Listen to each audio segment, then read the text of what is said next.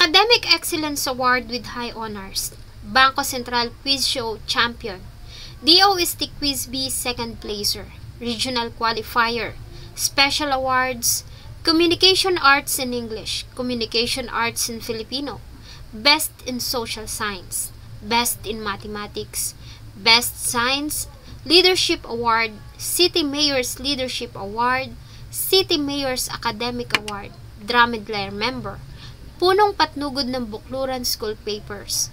Ilan lamang yan sa mga awards na nakuha ni Yeshaya Kate Abana Balad nang magtapos ito bilang class valedictorian sa kanilang paaralan sa Carig Integrated School sa Tuguegarao City, Cagayan. Handa na sana ang dalaga para sa pagpasok sa panibagong yugto ng kanyang pag-aaral sa senior high school. Subalit isang malagim na pangyayari ang naging dahilan, kaya naman maagang naputol ang daang tinatahak ni Yeshaya patungo sana sa kanyang mataas na pangarap at magandang kinabukasan. Samahan niyo po akong talakayin ang masakit na naging kamatayan ni Yeshaya Kate Abana Balad. Bago ko po ipagpatuloy ang ating kwento, sa mga bago po sa channel ko at nais sa mga ganitong klase ng kwento ng krimen na nangyayari sa loob at labas ng ating bansa ay maaari pong pakipindot ang ating subscribe button at notification bell para ma-notify kayo pag may mga bago tayong upload na videos. July 24, 2024 ng gabi, isang tawag ang gumulat sa tanggapan ng kapulisan sa Tuguegarao City tungkol sa nangyaring pananaksak sa isang dalagita sa barangay Carig Norte. Agad silang nagtungo sa lugar bagamat gabi na ay maraming tao sa lugar na mga nakikibalita sa nangyari. Pagdating nila doon ay wala na ang biktima dahil naisugod pa ito sa ospital ng mga kaanak kung saan ito diniklarang dead on arrival. Maliban sa nagkalat na dugo at mga nagkakagulong tao, ay hindi na rin nila inabutan sa crime scene ng suspect na agad na tumakas. Sa kanilang pagtatanong, ang biktima ay agad na kinilala, si Yeshaya Kate Balad, 16 years old, at katatapos lamang ng junior high school. Si Yeshaya ay nag-iisang anak ng kanyang mga magulang.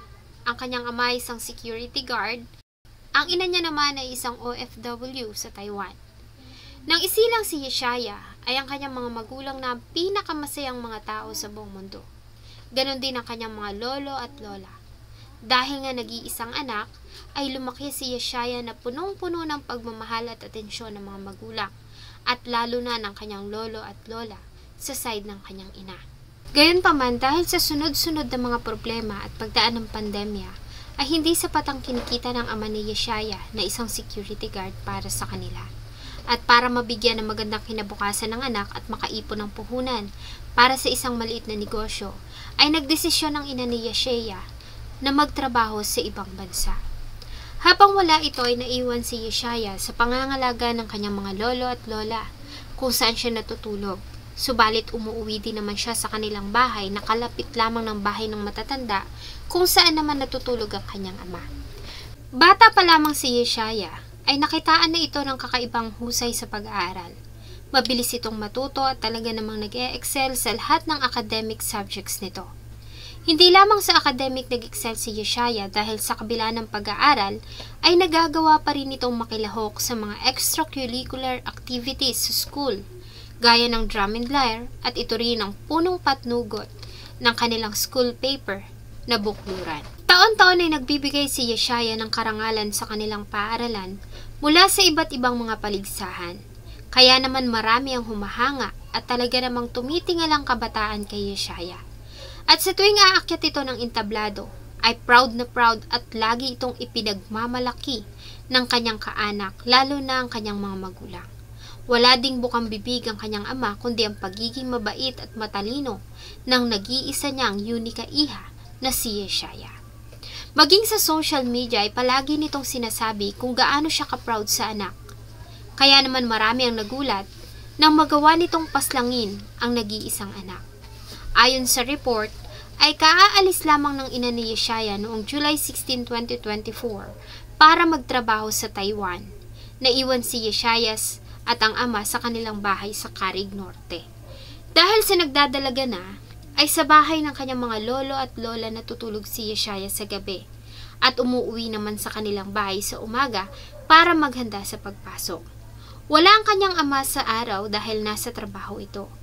Ayon sa lolo at lola ni Yeshaya, noong gabi ng July 24, 2024, ay naghahanda na sila para matulog nang dumating ang ama ni Yeshaya galing sa trabaho.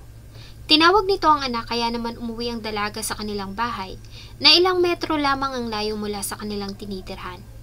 Hindi pa man lubos na nagtatagal si Yeshaya ay napabalikwas silang mag-asawa nang marinig nila ang sunod-sunod na sigaw ng dalaga na papa, wag papa, papa, papa.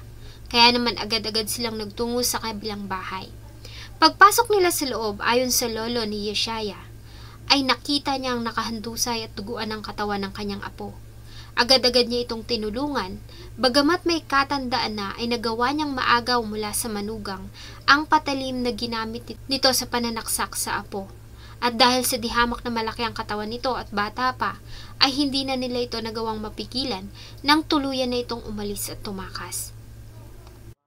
Dinala naman nila ang dugo ang apo sa pinakamalapit na paggamutan. Subalit diniklara ito ng emergency doctors doon na wala ng buhay upon arrival. Ito ay sanhi sa sobrang dami ng dugo na nawala mula sa biktima, na sanhi ng multiple stab wounds na natamo nito sa iba't ibang bahagi ng kanyang katawan. Base sa isinagawa nilang pagtatanong sa lolo at lola ni Yeshaya, ay napag-alaman nila na mahilig ang suspect maglaro ng online sabong at online casino. Nalulung ito sa laro at nabaon na rin ito sa kabi-kabilang pagkakautang. Ayon sa kanila ay nanghihingi ito ng pera sa anak na si Yeshaya. Nagkaroon umano kasi ng hindi pagkakaintindihan ng mag-asawa, at sa halip na dito ipadala ang pera ay kay Yeshaya na pinapadala ng ina ang pera, at ito na rin ang humahawak ng savings sa bangko ng ina. Ayon sa lola ni Yeshaya ay nanghihingi ng pera ang ama ni Yeshaya sa kanya. Sumalit tumanggi ang dalaga na siya marahil ang naging dahilan kung bakit nito pinatay ang nag-iisang anak. Dahil dito ay agad na nagsagawa ng manhunt operation ang Tuguegarao City Police, nanawagan sila sa lahat ng maaaring makakita o makapagbigay ng information sa kinaroroonan nito. Hindi naman nagtagal ay kusang loob naman itong sumuko sa Karanglan Police Station sa Nueva Ecija. Mula sa Karanglan ay agad naman itong tinurn over sa Tuguegarao PNP para harapin niya ang kasalanang ginawa. Sa pagsuko ni Jude Tiasis Balad ay agad din naman itong umamin sa kanyang ginawa. Ayon sa kanyang salaysay, ay nagkaroon sila ng matinding pagtatalong mag-asawa na lubos niyang dinamdam. Ilang araw na rin siya na nakakaranas ng labis na depresyon, kaya naman iniibunto niya ang galit sa kanyang anak. Sa tulong ng Overseas Workers Welfare Administration ay nakauwi naman ang ina ni Yeshaya para ihatid ang kanyang nag-iisang anak sa huli nitong himlayan. Samantala ay opisyal namang kinasuhan ng pagpatay ang ama ni Yeshaya na si Jude Tiasis Balad sa Prosecutor's Office ng Tuguegarao City, at ito ay kinulong sa Tuguegarao Police Station kung saan ito hihintayin ang mga paglilitis ng kaso. Sa loob ng kulungan ay labis naman ang pagsisisi at paghingi ng tawad ni Jude sa kanyang nagawa sa anak. Bagamat para sa pamilya ay walang kapatawaran ang ginawa nito sa walang kalaban-labang dalaga. Habang nakakulong ay sinubukan pang kitilin ni Jude ang kanyang sarili. Base sa report ng mga pulis, ay nagpaalam umano ito na magtutungo sa banyo. Subalit napansin ng mga kasamahan nito na matagal na ito sa loob at marami pang gagamit ng banyo. Kaya naman ay pinasok na nila ito sa loob at dito ay dinatnan nila ito na duguan. Agad naman itong dinala sa Cagayan Valley Medical Center at nalapatan ng lunas. Base sa report ay sinaksak nito ang sarili sa liig at puson gamit ang pinutol na kutsara. Buti na lamang at agad itong naagapan. Sa kasalukuyan ay nakapiit pa rin ito sa kulungan at mahigpit na binabantayan ng mga pulis para hindi na maulit ang pagtatangka nitong pagpapakamatay. Bagamat nagsisisi na sa kanyang ginawa, ay hindi ito sapat para maibsan ang sakit na naidulot ng pagkamatay ni Yeshaya. Kaya para sa kanila, ay dapat lamang napagdusahan nito ang kasalanan sa kulungan. Napakatalinong bata, isang huwarang anak na malayo pa sana ang mararating.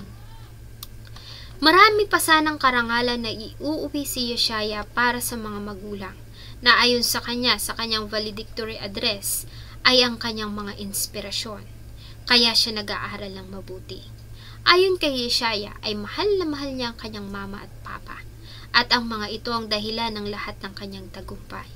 Kaya naman lubos na nakakapanlumo dahil ang taong tinuring niyang inspirasyon at lakas ay ang siyang taong walang awang bumawi ng kanyang buhay at pumutol sa kanyang paglalakbay patungo sana sa isang magandang kinabukasan. Sana po ay nagustuhan niyo ang isa na namang kwento na akin pong ibinahagi. Marami pong salamat sa inyong patuloy na pagtangkilik sa akin pong mga videos. Huwag niyo pong kalimutang mag-iwan ng inyong saloobin at suggestion sa atin pong comment section. Thank you so much po and see you in my next video.